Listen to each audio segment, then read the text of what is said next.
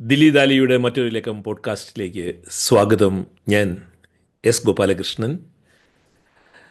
ചെറിയ മനുഷ്യരും വലിയ ലോകവും എന്ന കാർട്ടൂൺ പരമ്പര പുതിയ പുസ്തക സമാഹാരമായി പുറത്തിറങ്ങിയതിന് ശേഷമുള്ള അതുമായി ബന്ധപ്പെട്ട മൂന്നാമത്തെ പോഡ്കാസ്റ്റാണ് ഇത്. ആദ്യത്തെ പോഡ്കാസ്റ്റിൽ ആ, രാമു അരവിന്ദൻ തന്നെ അതിനെക്കുറിച്ച് സംസാരിച്ചിരുന്നു. രണ്ടാമത്തെ പോഡ്കാസ്റ്റ് പുതിയ തലമുറ എങ്ങനെ ഈ പുസ്തകത്തെ കാണുന്നു എന്ന് പറഞ്ഞ് ആ ഒരു ഗ്രാഫിക് ഡിസൈനറും കൂടെ ആയിട്ടുള്ള സാന്നിധ്യമായിട്ടുള്ള ഒരു സംഭാഷണമായിരുന്നു ഇത്.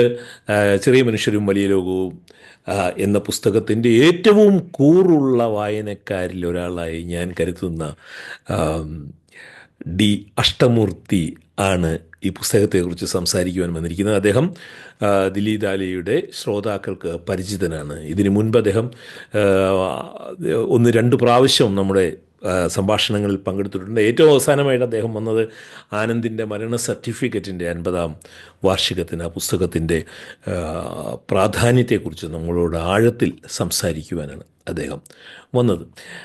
സ്വാഗതം അഷ്ടമൂർത്തി, വീണ്ടും ദില്ലി ഓ ദാലി താങ്ക് യു പോഡ്കാസ്റ്റിൽ. താങ്ക് എനിക്ക് യു വലിയ താങ്ക് സന്തോഷമുണ്ട് അഷ്ടമൂർത്തിയായിട്ട് ഈ പോഡ്കാസ്റ്റിൽ സംസാരിക്കുവാൻ. അത് ഞാൻ മറച്ചു വയ്ക്കുന്നില്ല.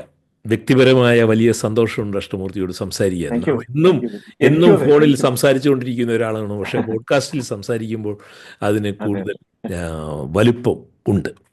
1961 മുതൽ 13 വർഷക്കാലം തുടർച്ചയായിട്ട് പ്രസിദ്ധീകരിച്ചതാണ് ഈ പരമ്പര. അഷ്ടമൂർത്തി അന്ന് അത് വായിച്ചിട്ടുണ്ടാകാനിടയില്ലല്ലോ.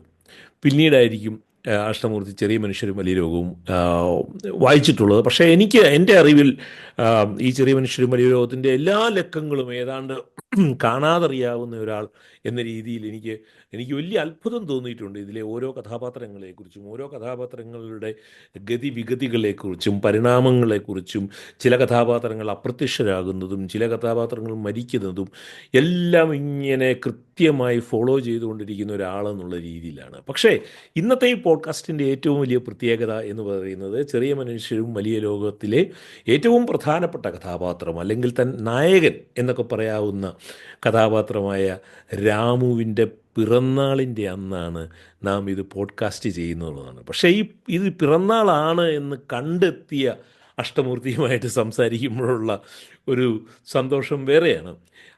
എങ്ങനെയാണ് അഷ്ടമൂർത്തി രാമുവിൻ്റെ പിറന്നാളിൻ്റെ പിന്നാലെ പോയതും കണ്ടെത്തിയതും? ആദ്യമായിട്ട് നമുക്ക് രണ്ടുപേർക്കും രാമുവിന് പിറന്നാൾ ആശംസകൾ നേരാം. അതെ അതെ രണ്ടുപേരും കൊടുക്കാം. സന്തോഷം ഈ പോഡ്കാസ്റ്റിൽ പങ്കെടുക്കാൻ കഴിഞ്ഞതിൽ. ഇത് ശരിക്കും യാദൃച്ഛികമായിട്ട് വന്ന ഒരു ഒരു ഒരു കണ്ടുപിടുത്താണ് എനിക്ക്. ഇതിന് ഏറ്റവും അധികം നമ്മൾ കടപ്പെട്ടിരിക്കുന്നത് പ്രശസ്ത കാർട്ടൂണിസ്റ്റ് EP ഉണ്ണി എന്ന ഈ ഉണ്ണിയൻ, ഞങ്ങളുടെയൊക്കെ ഉണ്ണിയേട്ടനാണ്. പിന്നെ രാമു അരവിന്ദൻ എന്ന് പറഞ്ഞ അരവിന്ദന്റെ മകനാണ്. പിന്നെ ഗോകുലകൃഷ്ണനാണ്. ഈ മൂന്ന് പേരാണ് എന്നോട് ഇത് വീണ്ടും വായിക്കാൻ, അതായത് പുസ്തകത്തിന്റെ പിന്നിലുള്ള മൂന്ന് പേര് വീണ്ടും വായിക്കാനും വളരെ സൂക്ഷ്മമായിട്ട് വായിക്കാനും ഇവർ കാരണമാണ് എനിക്ക് ചെയ്യാൻ പറ്റിയത്, ഇങ്ങനെ വീണ്ടും വായിക്കാൻ പറ്റിയത്. പണ്ട് ഞാൻ അത് വായിച്ചിരുന്നു, പക്ഷെ വളരെ ഗൗരവമായിട്ട് തന്നെ വായിച്ചിരുന്നു, പക്ഷെ ഇത്ര സൂക്ഷ്മമായിട്ട് വായിക്കാൻ പറ്റിയില്ല. അങ്ങനെ ഒരു അവസരം ഉണ്ടായിട്ടില്ല, പല ജോലിയുടെ കാര്യവും.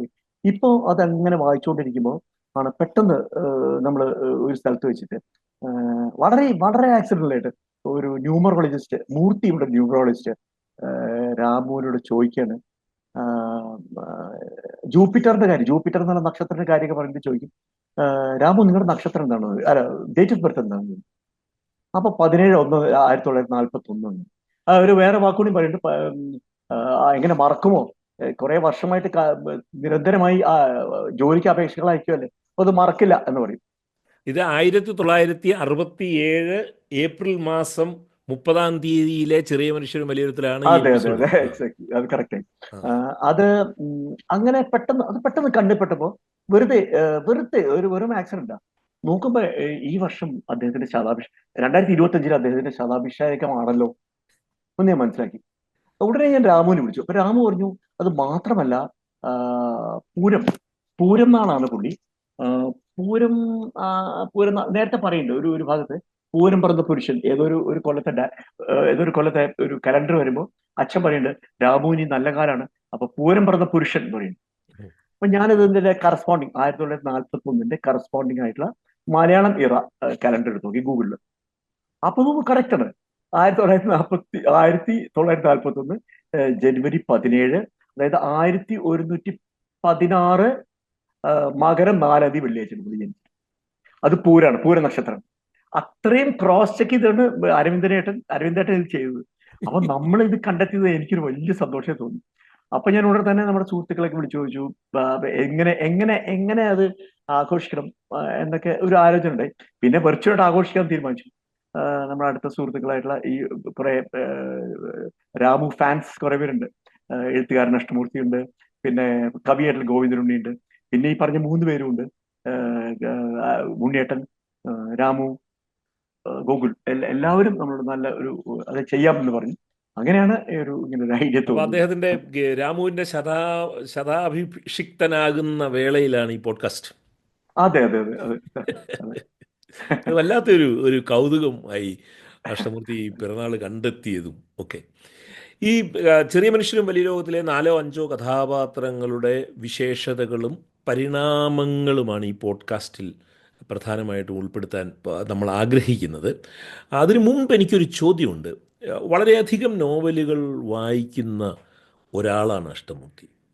കേരളത്തിലെ പ്രധാനപ്പെട്ട ഒരു ആ, ഇനി ശ്രോതാക്കളുടെ ഒരു അറിവിലേക്ക് വേണ്ടി ഞാൻ പറയുകയാണ്, പ്രശസ്ത ബാലസാഹിത്യകാരിയായിരുന്ന സുമംഗലയുടെ മകനും കൂടിയാണ് അഷ്ടമൂർത്തി. പുസ്തകവും വായനയും അതുളവാക്കുന്ന സംസ്കാരത്തിൻ്റെയും തൊട്ടിലിൽ കിടന്ന് വളർന്ന ഒരാളാണ് അഷ്ടമൂർത്തി എന്നുള്ളതാണ് അഷ്ടമൂർത്തിയുടെ ഈ വലിയ വായനാ ലോകം ഉണ്ടാക്കിയതെന്ന് എനിക്കറിയാം. പക്ഷേ ഇത്രയധികം നോവലുകൾ വായിക്കുന്ന ആളായിട്ടുള്ള അഷ്ടമൂർത്തിക്ക് ഈ പുസ്തകമായിട്ട്, ഈ സമാഹാരമായിട്ട് ചെറിയ മനുഷ്യരും വലിയ ലോകവും വന്നപ്പോൾ അതിൻ്റെ റീഡബിലിറ്റി എങ്ങനെയാണ്? കാരണം ഓരോ ആഴ്ചകളിലും വന്നുകൊണ്ടിരുന്ന വ്യത്യസ്തങ്ങളായ കാർട്ടൂണുകളാണ്. പക്ഷേ ഇത് ഒരു ഗ്രാഫിക് നോവൽ എന്നൊക്കെ പറയാം, കാർട്ടൂൺ നോവൽ എന്നൊക്കെ രീതിയിൽ ഇത് ഈ പുതുതായിട്ട് വന്നു കഴിയുമ്പോൾ അതിൻ്റെ റീഡബിലിറ്റി എങ്ങനെയാണ്? ആദ്യമായിട്ട് പറയട്ടെ, ഞാനിത് നോവലായിട്ട് ബുക്ക് ഒരുമിച്ച് തന്നെ വായിച്ചത്.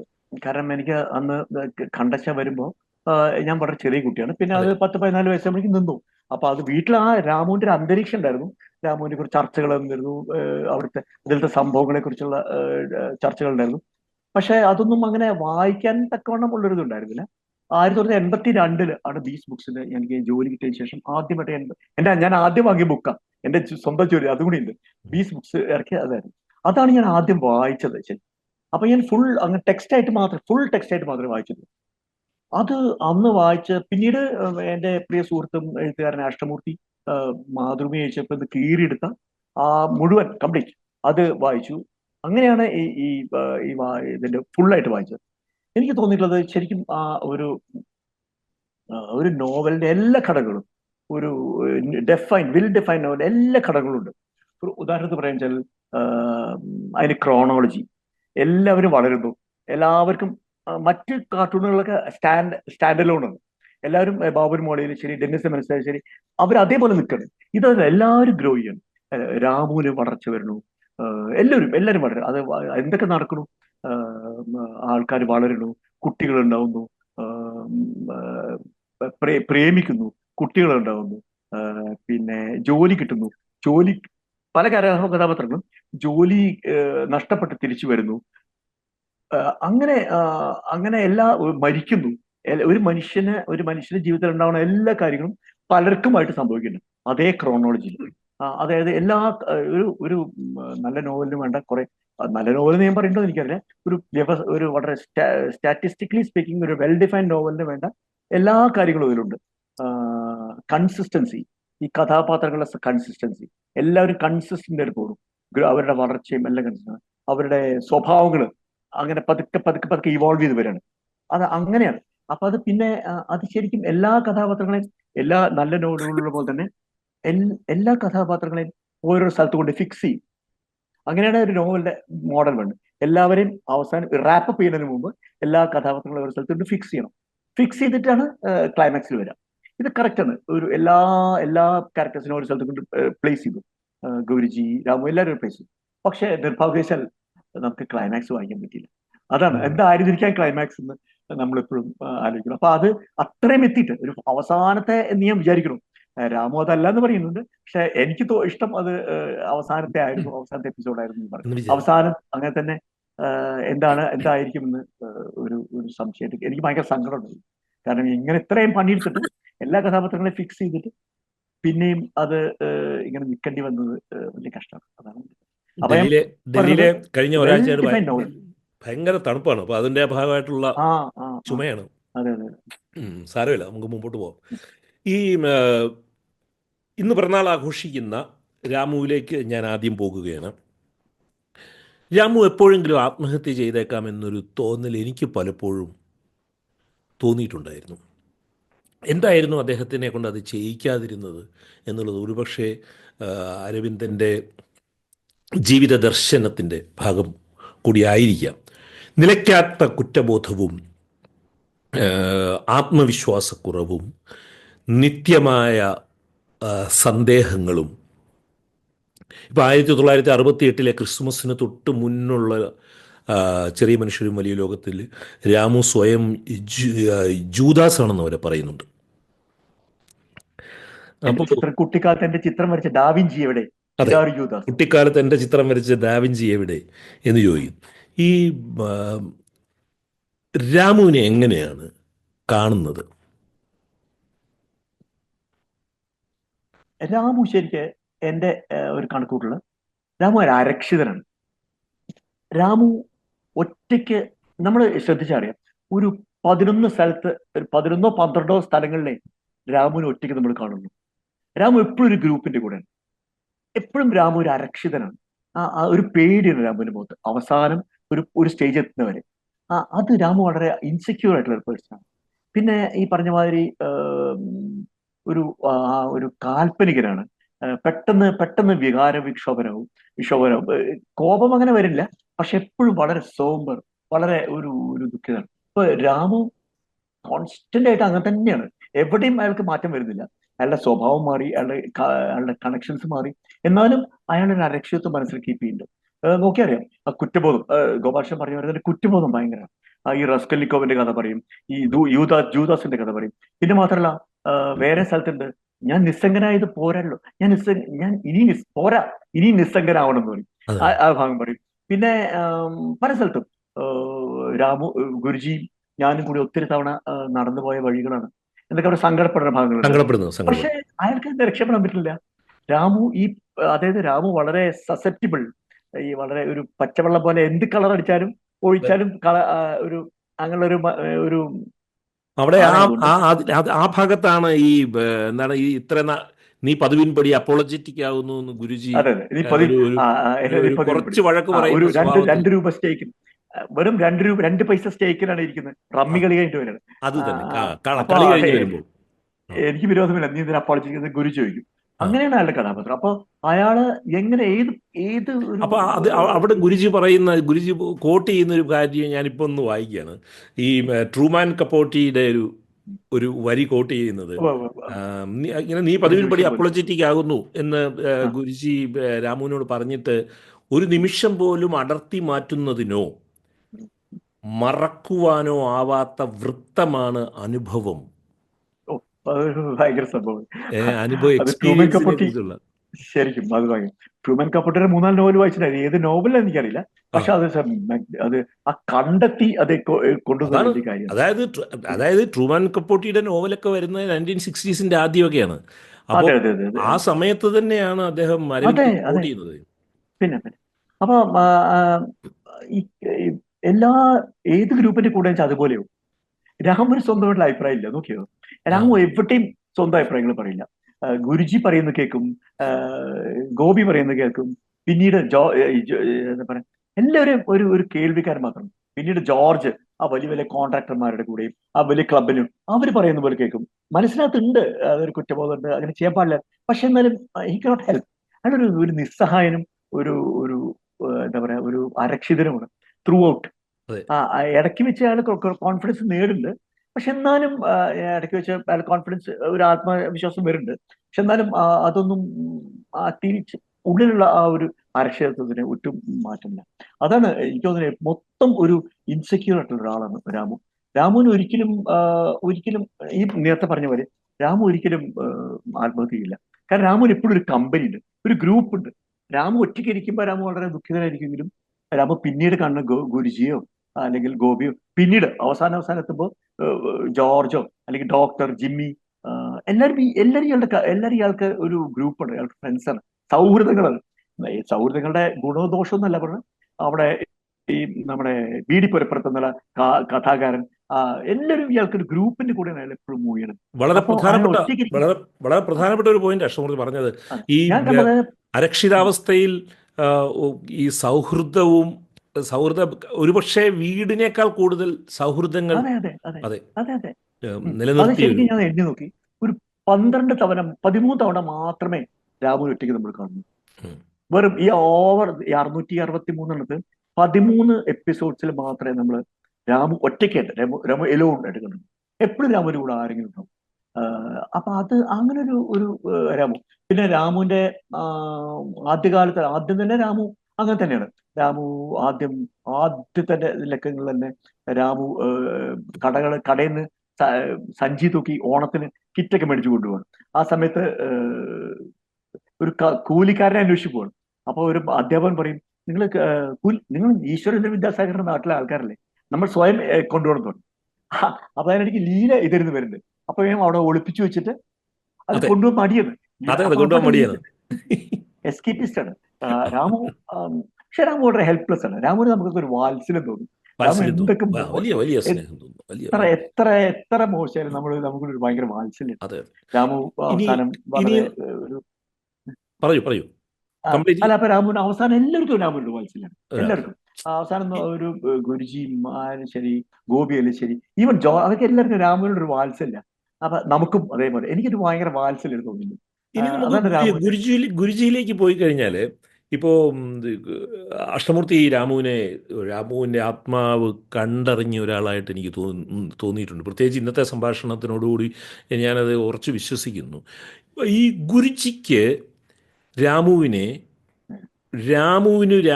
അറിയാവുന്നതിനേക്കാളും കൂടുതൽ അറിയാമായിരുന്നു എന്ന് എനിക്ക് തോന്നിയിട്ടുണ്ട്. Guruji understood Ramu than Ramu himself understood himself എന്നുള്ളൊരു അത് വളരെ കറക്റ്റാണ്. അത് എന്ന് എനിക്ക് തോന്നിയിട്ടുണ്ട്. ഞാൻ ആലോചിച്ചിട്ടില്ല. ഞാൻ അങ്ങനെ പോയിന്റ് ആലോചിച്ചിട്ടുമില്ല. ശരിയാണ്. കാരണം രാമുവാണ് ഗുരുജിയാണ് ശരിക്കും ഇയാൾ അണ്ടർസ്റ്റാൻഡ്. വളരെ കറക്റ്റാണ് പറയുന്നത്. എപ്പിസോഡ്സ് നോക്കുകയാണെങ്കിൽ ശരിക്കും നോക്കിയാൽ മതി. വായിച്ചു കഴിഞ്ഞാൽ നമുക്ക് ശരിക്കും ശ്രദ്ധ ആ ഒരു ലെവലില് ആ ഒരു ആംഗിളിൽ നോക്കി കഴിഞ്ഞാൽ ഉറപ്പാണ്. ഞാനിപ്പോ തന്നെ ആലോചിക്കുന്നു, പല കാര്യങ്ങളിലും ഇയാൾ അപ്പോളജറ്റിക് ആവുന്നുണ്ട് എന്ന് ഗുരുജിക്ക് മനസ്സിലാവണം. പിന്നെ എല്ലാ കാര്യങ്ങളും നിന്റെ വലിയ പ്രൊട്ടക്ട് ചെയ്യുന്നത് പോലും ഒരു അമിതമായ പ്രൊട്ടക്ഷൻ അല്ല അത്. ഈ ഗുരുജി പ്രൊട്ടക്ട് ചെയ്യുന്നത് പ്രൊട്ടക്ഷൻ കൊടുക്കില്ല. ഗുരുജി എനിക്ക് മാറി നിന്നുകൊണ്ടാണ്. പക്ഷെ ഒരു തരം പ്രൊട്ടക്ഷൻ കൊടുക്കണ്ട. അയാൾക്ക് പ്രൊട്ടക്ഷൻ ആവശ്യമാണ്. ഇല്ലെങ്കിൽ അയാൾക്ക് ജീവിക്കാൻ പറ്റും. അയാൾ ഷുവറായിട്ട് ആത്മഹത്യ ചെയ്തിരിക്കും. അതാണ് വലിയൊരു പോയിന്റ് ആണ്. കറക്റ്റാ. അപ്പൊ ഈ ഇപ്പൊ ഒരു ഭാഗം എനിക്ക് ഓർമ്മയുള്ളത്, എത്ര സുന്ദരമാണ് ഈ ലോകം. അതായത് ഈ തൊഴിലന്വേഷിച്ച് നടന്നിട്ട് ഒന്നും ആകാതിരിക്കുന്ന സമയത്ത് ആളുകളുടെ ഈ ആശംസകളും സഹതാപവും എല്ലാം കാണുമ്പോൾ ഗുരുജി പറയുന്നുണ്ട്, എത്ര സുന്ദരമാണ് ഈ ലോകം, എവിടെ നിന്നും സഹാനുഭൂതിയും അഭ്യുദയാകാംക്ഷയും മാത്രം എന്ന് പറയുമ്പോൾ രാമു പറയുന്ന മറുപടിയാണ്, എൻ്റെ പക്കൽ ഇവ രണ്ടും കുറേ അധികം സ്റ്റോക്കുണ്ട്. ജോലി കിട്ടാത്തവൻ്റെ വിഷമം ഇത്തരം കുശലങ്ങൾ കേൾക്കുമ്പോഴാണ് അധികമാകുക. അതിന്റെ കറക്റ്റാ. ആദ്യം പറയുന്നത് അത്. ഇനി മറ്റൊന്ന്, ഈ ഗുരുജിയുടെ ഈ ധൈഷണിക ലോകത്തിൽ നിന്നും ഗുരുജി പറയുന്ന ചില കാര്യങ്ങൾ. ഒന്ന്, സെന്റിമെന്റ്സ് ആകാം, പക്ഷെ സെന്റിമെന്റലിസം പാടില്ല എന്ന് പറയുന്നു. അതിനെ ഒരു ആ വാചകത്തിനെ എങ്ങനെയാണ് ഗുരുജിയെ മനസ്സിലാക്കുന്നതിന് സഹായിക്കുന്ന ഇഷ്ടമുള്ളത്? സെന്റിമെന്റ്സ് ആകാം, പക്ഷെ സെന്റിമെന്റലിസം പാടില്ല. അതാണ് പുള്ളി സെന്റിമെന്റ്സ് പറയാൻ വ്യക്തിക്കണം. എനിക്ക് സെന്റിമെന്റ്. ഗുരുജി ഭയങ്കര സെന്റിമെന്റ്സ് ഉള്ള മനുഷ്യനാണ്. അല്ലാന്ന് ഒരിക്കലും പറയാൻ പറ്റില്ല. ഗുരുജി നമുക്കൊരു പ്രഹേളിക്കണം. എപ്പോഴും മനസ്സിലായിട്ടില്ല, നമ്മൾ പിടിതന്നിട്ടില്ല ഗുരുജി ഇതേവരെ. ഗുരുജി ആദ്യവും എല്ലാ ഭാഗത്തും ഗുരുജിയുടെ തരം സെന്റിമെന്റ്സ് വർക്ക്ഔട്ട് ചെയ്യുന്നു. ഈ പറഞ്ഞ സെന്റിമെന്റ്സ് ഞാൻ ഉദ്ദേശിക്കുന്നത്, ഗോപാലകൃഷ്ണൻ ഉദ്ദേശിക്കുന്ന സെന്റിമെന്റ്സ് ആണ് ആ, ഞാൻ പറയുന്നത് തോന്നുന്നു. അതെ. ആദ്യം തന്നെ ഗുരുജിക്ക് കുടുംബം, ആ, ഗുരുജി ഒരു സെന്റിമെന്റൽ പേഴ്സൺ. സെന്റിമെന്റലിസം എന്ന് പറഞ്ഞ ഗുരുജി എഴുത്തില് സാഹിത്യത്തിൽ സെന്റിമെന്റലിസം സമ്മതിക്കില്ല. ഈ ആ, ട്രൂമൻ കപ്പൂട്ടിയും അല്ലെങ്കിൽ സന്തായനെയും ആ, അല്ലെങ്കിൽ അലക്സാണ്ടർ കോട്ടൻ അല്ലെങ്കിൽ കാഫ്കയും കാമ്യൂക്കെയാണ് പുള്ളിയുടെ ആൾക്കാർ. ആ, അവരൊന്നും അല്ല, സെന്റിമെന്റലിസ്റ്റ് എൻ്റെ അല്ല. എൻ്റെ എൻ്റെ എൻ്റെ ഒരു ലിസ്റ്റുണ്ട്. അതായത് ആ, ഈ അതെ, അതായത് കാമുവിൻ്റെ പ്ലേഗ് ഉണ്ട്, റെസിസ്റ്റൻസ് റെബല്യൻ ആൻഡ് ഡെത്ത് ഉണ്ട്, ഡ്യൂറലിൻ്റെ അലക്സാണ്ട്രിയ ക്വാർട്ടറ്റ് ഉണ്ട്, ലോർക്കയുണ്ട്, കേശവദേവിൻ്റെ ഓടയിൽ നിന്നുണ്ട്. ആ, അത് അത് ആ, അതൊക്കെ വായിച്ചിട്ടുണ്ട്. പിന്നെ പിന്നെ ഇപ്പോൾ പറഞ്ഞ പോലെ സന്തായന വരുന്നു. ഇത്തരം റെഫറൻസുകളാണ് എപ്പോഴും ആ, ആ, ആ. വരുന്നത്. ഒക്കെ ഇയാള് വരുന്നു നമ്മുടെ ഉം, ആ, എന്താണ് കുറച്ച് പേര് സോൾ ആ, ബെല്ലോ വരുന്നു. ആ, സോൾ സോൾ ബെല്ല് ബെല്ലോ വരുന്നു. സോൾ ബെല്ലോ വരുന്നുണ്ട്. ആ, ഉം. അതെ. ആ, ആ, രാമു ഇതിൽ ഞാൻ വേറൊരു അത്ഭുതം കൂടി ആ, കണ്ടെത്തി നമ്മൾ സംസാരിക്കുമ്പോൾ പറയാം. ഉം, ഗുരുജി രണ്ട് മലയാളം കൃതികളെ പറ്റി മാത്രമേ സംസാരിക്കൂ. ആ, ശ്രദ്ധിച്ചു. ഒന്ന് ഈ ഓടയിൽ നിന്നതിനെ ഓടയിൽ കുറിച്ച് നിന്ന്. ഒരു പരാമർശം. അതെ. ഓടക്കുഴൽ ജയശങ്കരപ്പന് ആ, ഓടക്കുഴലിനെ കുറിച്ച് ഓടക്കുഴൽ കൂടുതലുണ്ട്. കിട്ടുന്നു. ആ, ഓടക്കുഴലിതു നീടിച്ച കാലത്തിൽ അതെ. ഓടക്കുഴൽ വന്നിട്ടുണ്ടോ? ഒരു ന്യൂ അറൈവൽസിൽ ഓടക്കുഴൽ കാണുമ്പോൾ ഓടക്കുഴൽ വാങ്ങി ആ ഓടക്കുഴൽ ന്യൂ അറൈവൽസ് ഓടക്കുഴൽ വെക്കുന്നുണ്ട്. അതെ. ഈ രണ്ട് നോവലല്ലാതെ ഒരു പരാമർശം പോലും മലയാളം ആ. നോവലിനെ കുറിച്ചില്ല. അതെന്തായിരിക്കാൻ കാരണം എന്ന് ഗോപാലകൃഷ്ണൻ പറയാൻ പറ്റും. നമ്മൾ തമ്മിലൊരു സംഭാഷണം.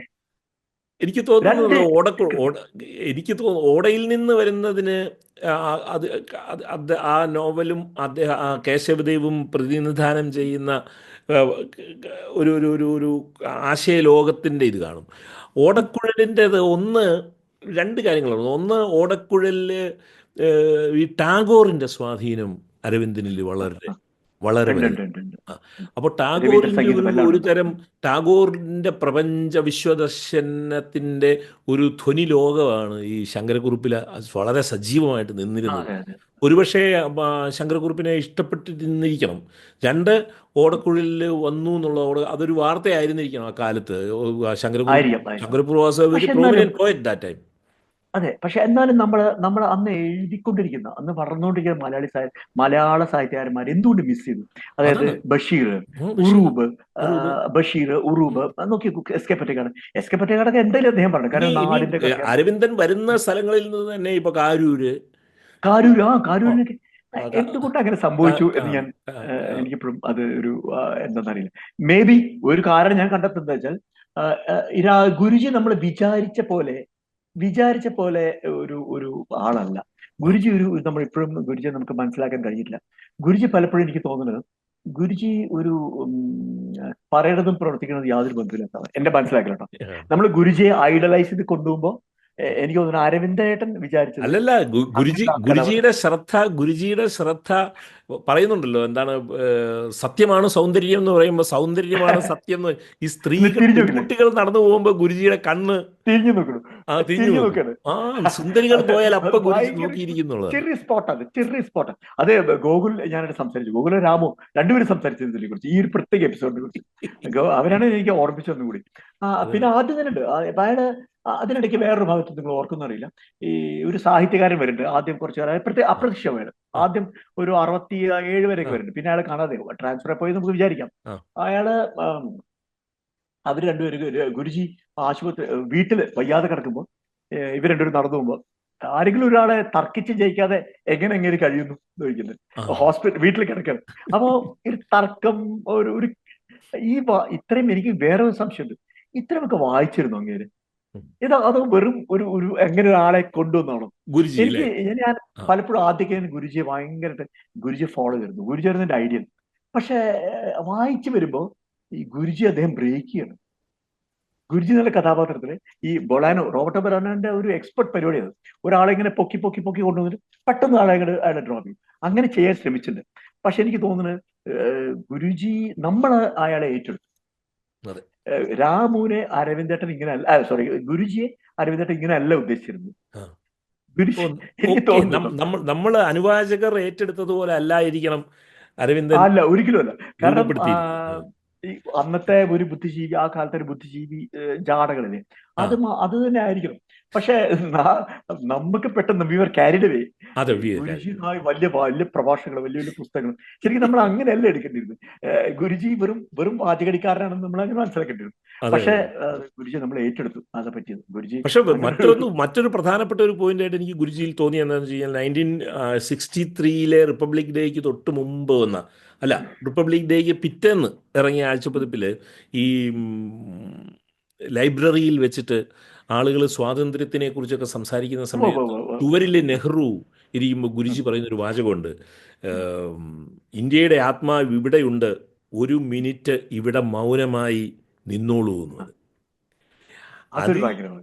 അതൊക്കെ ആ ഒരു നെഹ്റുവിയൻ. മറ്റൊന്ന്, ഈ അതെ അക്കാലത്തെ പ്രധാനപ്പെട്ട എഴുത്തുകാർ ഈ ഓടക്കുഴലോ ഓടയിൽ നിന്നും അല്ലാതെ മറ്റൊന്നെല്ലാം മിസ് ചെയ്യുന്നു എന്ന് പറഞ്ഞ പോലെ തന്നെ 1960-കളിൽ 70-കളുടെ മധ്യത്തിൽ വരെ, 73 വരെ അല്ലേ, ചെറിയ മനുഷ്യരും വലിയ ലോകം. 73 ആ 73 ഈ കേരളത്തിലെ ഇടതുപക്ഷം ചെറിയ മനുഷ്യരും വലിയ ലോകത്തിലില്ല. വളരെ ശരി. ഒരു സീനുണ്ട്, ഒറ്റ ആ സീൻ, ഒരൊറ്റ സീൻ. ആ അതായത് നമ്മുടെ ഒരു ട്രേഡ് യൂണിയൻ നേതാവുണ്ട്. അത് ഒരു ട്രേഡ് വളരെ യൂണിയൻ നേതാവുണ്ട്.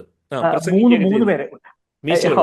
ഓ ആ, ബീച്ച് വെച്ച് ആ, ഓഫീസ്, ഇയാളുടെ ഓഫീസ് മീൻ ഡൊണേഷൻ മേടിക്കാൻ ആ, ആദ്യം ഒരു പാർട്ടിക്കാർ വരും. അതെ, ഈ തൊപ്പിക്കിട്ട് ഒരു കോൺഗ്രസ് എന്ന് നമുക്ക് ആ, വിചാരിക്കാം, ആ, ഒരു ഗാന്ധി തൊപ്പി. അവർ കാശ് മേടിക്കും. ഞാൻ നിങ്ങളുടെ കൂടെ ഉണ്ടെന്ന് ഒരു മുതലാളി കൊടുക്കും പൈസ, മേനോൻ മിസ്റ്റർ. പിന്നെ വേറെ കൂട്ടർ വരും, അവർക്ക് കൊടുക്കും. പിന്നെ വിപ്ലവ അഭിനന്ദനങ്ങൾ എന്നിട്ട് ഒരാൾ വരും ആ, പല്ലൊക്കെ കാണിച്ചിട്ട്. ആ, ആ ഒരൊറ്റ സീനുണ്ട്. അതാണ്. അത് എല്ലാവരും ഒരേപോലെയാണെന്ന് കാണിക്കുന്ന ഒരൊറ്റ ഷോട്ട്, ഒറ്റ അതെ ഒറ്റ സീൻ. അതെ അതെ. ഇനി നമുക്ക് ഈ ഏർ, നമുക്ക് സമയത്തിൻ്റെ പരിമിതി ഉണ്ട് കേട്ടോ. അത് ആ എങ്കിൽ ആ പോലും ഈ നമുക്ക് ഏർ, ഈ ഗോപിയിലേക്കും സ്കറിലേക്കും ഒക്കെ പോകുന്നതിന് മുമ്പ് ഒരു ഈ ഗോപി പറയുന്ന ഒരു ഭാഗമുണ്ട്. ഈ ഗോപിയല്ല, രാമു രാമു പറയുന്നൊരു ഭാഗമുണ്ട്. പണത്തിലാണ് എൻ്റെ വിശ്വാസം തുടങ്ങിയത്, ബാക്കിയെല്ലാം നിഴലുപോലെ അതെ പിറകിലുണ്ടായിരുന്നു. അതെ. ഏ ഭയങ്കര ഭാഗം. എന്ന് പറയുന്ന ഒരു ഭാഗമുണ്ട്. ഉവ്വ് ഉവ്വ് ഉവ്വ്. അപ്പോൾ അത് കടുത്ത ജീവിത നൈരാശ്യവും തൊഴിൽ തേടിയുള്ള അന്തമില്ലാത്ത ഈ അലയലും ആ, പ്രണയഭംഗങ്ങളും, ആ, എന്നാൽ നല്ല വായനാശീലവും ഒക്കെയുള്ള രാമുവിനെ കൊണ്ട് ഈ സമൂഹം പറയിപ്പിച്ച ഒരു വാചകമല്ലേ, ആ, പണത്തിലാണ് എനിക്ക് വിശ്വാസം തുടങ്ങിയത്, ബാക്കിയില്ല അതിൻ്റെ പുറകെ ബാക്കിയല്ല. വന്നോളൂ എന്നുള്ളത്. അതെ അതെ അതെ. അത് വളരെ ശരിയാണ്. കാരണം അത് രാമു അത് തന്നെയാണ് രാമുവിനെ കൊണ്ട് പറയിപ്പിച്ചത്. ആ ഒരു അവസരം, ആ സന്ദർഭം ഗോപാലകൃഷ്ണൻ ഓർമ്മിച്ചിരിക്കും. അതായത് ഗോപി വന്നിട്ട് ആ കല്യാണാലോചന കൊണ്ട് വരികയാണ് അതെ രാധയ്ക്ക്. അതെ പുന്നൂർക്കുളത്തുള്ള അപ്പൊ അവളുടെ കല്യാണം ഇപ്പോഴും നടക്കില്ല. ജ്യോതിഷപ്രകാരം അവൾക്ക് ഇനി 2 കൊല്ലം കൂടി കേട്ട് കിടക്കും. അപ്പൊ എന്നാണ് നിനക്ക് വിശ്വാസം തുടങ്ങിയതില്ല, ഇതിലെല്ലാം എന്നാണ് നിനക്ക് അതാണ്. വിശ്വാസം തുടങ്ങിയത്? എന്നാണ് വിശ്വാസം തുടങ്ങിയത്? ആദ്യം അപ്പോൾ വിശ്വാസം പണത്തിലാണ് എല്ലാ പണത്തിലാണ്. വിശ്വാസം പിന്നീട് തുടങ്ങിയത്. അത് ശരിയാണ്, വളരെ കറക്റ്റ് ആയിട്ട് പറഞ്ഞത്. ആ ഒരു ഇത് ഉണ്ടാക്കിയ അതിന്റെ ഒരു സർക്കംസ്റ്റാൻസ് ഉണ്ടാക്കിയ ഒരു ഒരു ഒരു ഇതാണ് ഇയാൾക്ക്, സംശയമില്ല. അത് ഒരിക്കലും ഇനി കാരണം ഇനി രാമു ഇനി നമുക്ക് ഈ വേറെ അത്ഭുതമുണ്ട്. പറയൂ. രാമു ഓ ത്രൂ ഔട്ട് ശബരിമല, അതെ. ശബരിമല ഒരു സർക്കാസ്റ്റിക് കിടക്കാണ്. ആ പക്ഷെ അവസാനം 565-ാമത്തെ പേജിൽ ശബരിമലയ്ക്ക് പോകുന്നുണ്ട്. ഒരു പോകുന്നുണ്ട്. ചെറിയ പരാമർശം. ആ ശബരിമലയിൽ പോയി വിശ്വാസം ഉണ്ടായിട്ടല്ല. വിശ്വാസം ഉണ്ടായിട്ടല്ല അത്. അത് ആ ചെറുത്തായിട്ട്. അപ്പൊ അതുവരെ എത്തി. അതിപ്പോ മോശമാണ് അതെ നല്ലതാണെന്നല്ല അതെ പറഞ്ഞു. അതെ. പക്ഷെ ആ ഒരു രാമുവിന്റെ ഒരു ഈ പറഞ്ഞ മാതിരി എല്ലാം അയാളെ അതിന്റെ സമൂഹമാണ് അയാളെ ഇങ്ങനെ ആക്കിയത്. അത് കറക്റ്റാണ്. ഇനി നമുക്ക് പെട്ടെന്ന് ഇനി ഗോപിയിലേക്ക് ഒന്ന് പോയി കഴിഞ്ഞാൽ, ഞാൻ ഈ ഡൽഹിയിൽ ഇത്തവണ ജനുവരിയിൽ ഭയങ്കര തണുപ്പായിരുന്നു. അപ്പം ഞാൻ ആലോചിക്കുകയായിരുന്നു, ഈ അരവിന്ദൻ ഗോപിയെ ഡൽഹിക്ക് വിടാതെ കൽക്കത്തയ്ക്ക് വിട്ടത് എന്തുകൊണ്ടായിരിക്കും? അത് ഞാൻ ഇത് ആലോചിച്ചിട്ടുണ്ട്. അതിന്റെ എന്റെ കണക്കൂട്ടൽ എന്താ അറിയോ? ഉം, ഗോപി ആദ്യം പ്രത്യക്ഷപ്പെടുന്നത് വിവാഹിതനായിട്ടാണ്. ഉം. ഗോപി പോകുന്നതുകൊണ്ട് നമുക്കറിയില്ല ആ എപ്പോഴാ ആണോല്ലോ. ഗോപി എന്റെ ഓർമ്മയിലൊന്നുമില്ല. ഗോപി അല്ലല്ല, പോകുന്നുണ്ടല്ലോ. ആദ്യമായിട്ട് അല്ലല്ല, വിവാഹം ചെയ്ത് ബംഗാളി വൈഫുമായിട്ട് വരുന്നതല്ലല്ലോ, അതിന് മുമ്പ് അതെ, പോകുന്നുണ്ട്. ആദ്യത്തെ രംഗം, ഫസ്റ്റ് രംഗം ആ അല്ല, അതിന് മുമ്പ് ഫസ്റ്റ് ലാപ്പ് വരുന്നുണ്ട്. അതല്ല, അതിന് മുമ്പ് ഡൽഹി, പിന്നെ അതെ അതെ കൽക്കട്ടയ്ക്ക് അതെ. പോവാ, ഇനി അവിടെ കൽക്കട്ടയ്ക്ക് പോയിട്ട് ജോലി കറക്റ്റ്. കിട്ടി പോവാണ്. അപ്പൊ ഞാൻ എന്റെ മനസ്സിലാക്കുന്നത് എന്താ വെച്ചാൽ, ആ, ഗുരുജിക്ക് കൽക്കട്ടയിൽ ഒരു കണക്ഷൻ ഉണ്ട്. ആ ഗുരുജി കൽക്കത്തയിലായിരുന്നു എന്ന് വളരെ ചെറിയ ചില സൂചനകളുണ്ട്. അതായത് കൽക്കത്തയിലായിരുന്നു എന്നും ഇവർ കൽക്കത്തയിലേക്ക് വരണം. ഗുരുജി ആയിരിക്കാം ഇയാളെ പറഞ്ഞു വെച്ചത്. എന്തുകൊണ്ട് ഡൽഹി പോയില്ല എന്നുള്ളൊരു ഒരു ചോദ്യം. എല്ലാവരും ഡൽഹിക്ക് ബോംബെക്ക് പോയ സമയത്ത് എന്തുകൊണ്ട് കൽക്കട്ടയ്ക്ക് പോയി? അക്കാലത്ത് ആ, നിരവധി മലയാളികൾ ഡൽഹിക്ക്, പ്രത്യേകിച്ച് ഡൽഹി അരവിന്ദന്റെ. ബോംബെ ആയിരുന്നു എല്ലാവരും. ആ, പക്ഷെ എന്തുകൊണ്ട് ചിലപ്പോ അരവിന്ദിന് തന്നെ കൽക്കട്ടയിൽ പോകണം എന്നൊരു ആഗ്രഹം ഉണ്ടായിരുന്നിരിക്കാം. ഉണ്ടായിരുന്നു. ആ കൽക്കട്ടയിൽ ജീവിക്കണം, കൽക്കട്ടത്തെ അല്ല, സാംസ്കാരിക അരവിന്ദനിലെ ചലച്ചിത്രകാരൻ, ചെറിയ മനുഷ്യരും വലിയ ലോകത്തിൽ കോട്ട് ചെയ്യുന്ന 3 ചലച്ചിത്രകാരന്മാരും ബംഗാളികളാണല്ലോ. അതെ അതെ, ഋത്വിക് ഋത്തിക് ഘടക്, ഘട്ടക്കും മൃണാൾ മൃണാൾ സെൻ, സെന്നും സത്യജിത് റേ. സത്യജിത് റേയാണല്ലോ. ആ, അപ്പൊ ഉം. അതുകൊണ്ട് അരവിന്ദേട്ടന്റെ മനസ്സിലുണ്ടായിരുന്ന ഒരു ഒരു ഒരു യാത്രയാണ് ഗോപി സാക്ഷാത്കരിച്ചത് എനിക്ക് തോന്നുന്നത്. അതും പറയാൻ വേണമെങ്കിൽ അതും പറയാം. അതാണ്. ഉം. കൽക്കത്തയിൽ നിന്ന് ഇടയ്ക്ക് ഗോപി വരുമ്പോൾ ആദ്യം ഉണ്ടായിരുന്ന വാമത്തൊക്കെ ഇവർക്ക് നഷ്ടപ്പെടുകയും ഒഴിവാക്കാൻ ശ്രമിക്കുന്നതും ആം, അത്തരം ഭാഗങ്ങളൊക്കെ ഉണ്ട്. അതിൻ്റെ ആ, സമയദൗർലഭ്യം മാത്രം അതുകൊണ്ട് അത്തരം ഗോപിയുടെ അത്തരം ഇതിലേക്കൊന്നും ഞാൻ പോകാതെ, രാമുവിൻ്റെ പ്രണയഭംഗവും നിരാശയും ഒക്കെ പലതവണ കടന്നു വരുമ്പോഴും രാമുവിൻ്റെ ഒരു സ്വകാര്യ റിലേഷൻഷിപ്പ് ഇതിനകത്ത് വരുന്നുണ്ട്. വളരെ നിങ്ങൾ കറക്റ്റായിട്ട് കണ്ടു. അത് രാമുവിനെ അത് എങ്ങനെയാണ് അത് രാമുവിനെ ഡിഫൈൻ ചെയ്യുന്നത്? അതിൽ ആ ആ ഒരു മനുഷ്യ സഹജമായ ഒരു ബന്ധം ഉണ്ടാകുന്നു അതെ, രാമുവിന്, അല്ലേ? അത് വളരെ രസമാണ്. അതും വളരെ സൂക്ഷ്മമായിട്ട് വായിച്ച അതെ, ആൾക്കാർക്ക് മാത്രമേ ഉള്ളൂ. വളരെ സൂക്ഷ്മമായി ഒരു 2 3 എപ്പിസോഡ്സിൽ അത് വരുന്നു. വരുന്നു. അതെനിക്ക് തോന്നുന്നു ഈ പറഞ്ഞ മാതിരി അടുത്ത ഒരു ഒരു ആ, അയൽക്കാരിയാണ്. അവർക്ക് വരുന്ന ഒരു പ്രശ്നത്തിൽ ഇയാൾ ഏർപ്പെടുന്നു. ആ, അത് വളരെ നിങ്ങൾ വായിക്കുന്നവർക്ക് എല്ലാവർക്കും അറിയാം. അതിപ്പോ നമ്മൾ ആ, പ്രത്യേകിച്ച് പറയേണ്ട ആവശ്യമില്ല. വളരെ മൈനർ, വളരെ മൈനർ. അവിടെ അയാളെ കുറ്റബോധം, അതെനിക്ക് തോന്നുന്നത് ആ ഇതേ നമ്മൾ നേരത്തെ പറഞ്ഞ അതേ ഇത് തന്നെ. അയാളുടെ അയാള് ചിലപ്പോ ആം, അയാള് എനിക്ക് തോന്നുന്നു അയാളുടെ ആ പുതിയ കൂട്ടുകാരായിരിക്കാം. അതുമല്ല, അത് അയാൾക്ക് 10 33 വയസ്സായി. ഏഹ് അതുകൊണ്ടാണോ ആ, ഒരു സമൂഹം തന്നെ അങ്ങനെ ആയിക്കഴിഞ്ഞു. അപ്പൊ ഇത്ര വളരെ നിയർ ബൈ ഒരു അവസരം കിട്ടുമ്പോൾ ഓ, എന്താണ് അത് ചെയ്യേണ്ടി വരികയാണോ? ട്രാപ്പ് ചെയ്യപ്പെടുന്നു. ആക്ച്വലി ട്രാപ്പ് ഉം, ചെയ്യാൻ തന്നെയാണ്. ഉം, ഹീസ് ബീങ് ട്രാപ്ഡ്. കാരണം ആ. മുമ്പൊന്നും അങ്ങനെ സംഭവം വരുന്നില്ല. സംഭവം വരുന്നില്ല. ഉം. ഒരു സദാചാരം ഭംശം ഒരു തരത്തില്ല. ഈ അതെ. ഒരൊറ്റ പോയിന്റിലാണ് ആ സ്റ്റേജിൽ എത്തിയത്. ആ ഒരു അതൊരു സ്റ്റേജിൽ ഒരു ഒരു- അതൊരു സദാചാര ആ, ലംഘനം പോലും അല്ല സത്യത്തിൽ. അല്ലല്ല, ആ ഒരു ബന്ധത്തിനെ അങ്ങനെ മനുഷ്യ കാണേണ്ട സഹജമാണ്. കാര്യമില്ല. പക്ഷെ അത് ആ സ്ത്രീ ഇയാളുടെ ഒരു അഡ്വാൻറ്റേജ് എടുക്കാൻ വേണ്ടിയിട്ടാണ്. അഡ്വാൻറ്റേജ് ഒരു ഒരു എടുക്കണം. അതെ, അഡ്വാൻറ്റേജ് വേണം. അത് അതാണ് ഇനി ആ ഇനി എനിക്ക് ഈ ക്യാരക്ടറിലേക്കാണ്. സ്കർ എന്ന് പറയുന്ന വളരെ ഇൻട്രസ്റ്റിംഗ് ആയിട്ടുള്ള ഒരു ക്യാരക്ടറുണ്ട്. പക്ഷേ നമുക്ക് ഇനി ഒരു 5 മിനിറ്റ് സമയം ഉള്ളത് കൊണ്ട് ഞാൻ ആദ്യം സ്കറിലേക്ക് പോകാൻ നമുക്ക് സമയം കിട്ടുകയാണെങ്കിൽ പോകാം. പക്ഷേ എനിക്ക് അതിനേക്കാൾ പ്രധാനം, ഒരിക്കലും രൂപ രൂപത്തോടു കൂടി വരാതെയും നാമമായി മാത്രം വരികയും ചെയ്യുന്ന ആ, ജയന്ത എന്ന ആ കഥാപാത്രത്തിനെ കുറിച്ച് ഒന്ന് യെസ് പറയൂ. യെസ്. ജയന്ത ഒരു ജയന്ത ശരിക്കും പറയാൻ വെച്ചാൽ 3 സ്ഥലത്ത് വരുള്ളൂ. ആദ്യം ജയന്തയെ കുറിച്ച് പറയുന്നത് ഗോപിയാണ്. ഗോപി കൽക്കട്ടയിലുള്ള ഗോപിയുടെ സുഹൃത്താണ്. ആ, ഒരു തവണ കൽക്കട്ടയിൽ നിന്ന് വരുമ്പോൾ ജയന്ത കുറെ പുസ്തകങ്ങൾ കൊണ്ടാണ് വരുന്നത്. ഇത് ഗുരുജിക്ക് ജയന്ത തരാൻ ഏൽപ്പിച്ചതാണ്. ജയന്തയെ കുറിച്ച് ഞാൻ പറഞ്ഞിട്ടില്ലേ? ശാന്തിനികേതയിൽ PhD ചെയ്യുന്നു, അതെ, PhDക്ക് വർക്ക് ചെയ്യുന്നു, അതെ. ഇതിൽ വർക്ക് ചെയ്യുന്നു. പിന്നെ അടുത്തതിൽ വരും. അപ്പൊ ജയന്ത ഒരു ക്യാരക്ടറായിട്ട് വരുന്നുണ്ട് അവിടെ. ജയന്ത ഞങ്ങളുടെ ഫിലിം സൊസൈറ്റിയുടെ പ്രസിഡന്റ് ഫിലിം ജയന്തയാണ്. സൊസൈറ്റിയുടെ പ്രസിഡന്റാണ്. ആ അതെ. പിന്നെ അത് കഴിഞ്ഞിട്ട് അപ്പൊ ഇയാൾ പറയും ഇങ്ങോട്ട് അയാളോട് ഇങ്ങോട്ട് വരാൻ പറയും. ഇനി അങ്ങോട്ടില്ല, ഗുരുജി പറയും ഒരു യാത്രയ്ക്ക് പോകും. ആ, ജയന്തയ്ക്ക് നിങ്ങളോട് അങ്ങോട്ട് വരാൻ പറഞ്ഞിട്ടുണ്ട് അവര്. ഇനി അങ്ങോട്ടില്ല. ഗുരുജിക്ക് അവിടുത്തെ ഒരു ആ, പ്രേമഭംഗമൊക്കെ പറയുന്നുണ്ട് ആ. അവിടുത്തെ പഴയ കാലഘട്ടത്തിൽ. അത് ഇനി അങ്ങോട്ടില്ല. പിന്നെ അടുത്തതില് ഒരു ദുസ്വപ്നം കാണും. ഗോപി പറയാണ്, ഞാൻ ഇന്നലെ എന്തോ എനിക്ക് നല്ല സുഖമില്ല, എനിക്ക് വേഗം തിരിച്ചു പോകണം. ആ. ഞാൻ ഇന്നലെ ഒരു ദുസ്വപ്നം കണ്ടു. ജയന്തയെ കുറിച്ചൊരു പുസ്തകം. എനിക്ക് പെട്ടെന്ന് തിരിച്ചു പോകാൻ പറയുമ്പോൾ ലീവ് എക്സ്റ്റെൻഡ് ചെയ്യാൻ വേണമെങ്കിൽ, പക്ഷെ ഞാൻ തിരിച്ചു പോവാണ്. എന്തുകൊണ്ട് ഞാൻ ഇന്നലെ ജയന്തയെ കുറിച്ചൊരു ദുസ്വപ്നം കണ്ടു പറയും. അതിന്റെ അടുത്ത എപ്പിസോഡിൽ ജയന്ത സൂയിസൈഡ് ചെയ്തിട്ടുള്ളത്. അതെ, അത് അങ്ങനെ പറയില്ല. ജയന്ത സൂയിസൈഡ് ചെയ്യുന്നതിന് മുമ്പ് ആ, അതെ. എന്തോ കാര്യം നടന്നു. വളരെ അപ്പൊ ആ സറ്റിലായിട്ട് അത് പറയുന്നത്. ജയന്ത ഏഹ് സറ്റിലായിട്ട് അത് പറയുന്നത്. സൂയിസൈഡ്. ജയന്ത അതെ, അതെ, ഒരു ഒരു ഒരു ഒരു പാസിംഗ് റെഫറൻസ് ആയിട്ട് അതെ, വരും. അതെ, അപ്പൊ ജയന്ത ഒരു ക്യാരക്ടറായിട്ട് അവിടെ നിന്ന് നിൽക്കണം. ജയന്ത ഇവർ കണ്ടെത്താൻ പറ്റിയില്ല, പ്രസന്റ് ആവണില്ല. പക്ഷെ ജയന്ത ഭയങ്കര സ്ട്രോങ് ആയിട്ട് ക്യാരക്ടറാണ്. അതെ. ഈ കൽക്കട്ടയിൽ വളരെ 3 സ്ഥലത്തെ വരുന്നെങ്കിലും ജയന്ത ഒരു വളരെ പ്രധാനപ്പെട്ട പ്രത്യക്ഷപ്പെടാത്ത ഒരു കഥാപാത്രം. 40 മിനിറ്റുള്ള ഒരു എപ്പിസോഡിൽ ചർച്ച ചെയ്യാവുന്നതല്ല. ഇത്രയും ഒരു ഒരു അതെ അതെ വലിയ അതെ വർക്കായിട്ടുള്ള ചെറിയ അതെ മനുഷ്യരും വലിയ ലോകവും. നമുക്ക് സ്കാറിനെ കുറിച്ച് സംസാരിച്ചിട്ടില്ല, നാം ലീലയെക്കുറിച്ച് സംസാരിച്ചില്ല, നാം സംസാരിക്കാതെ പോയ നിരവധി കഥാപാത്രങ്ങളും ഇവൻറ്റുകളും എല്ലാം ഉണ്ട് ഇതിൻ്റെ അകത്ത്.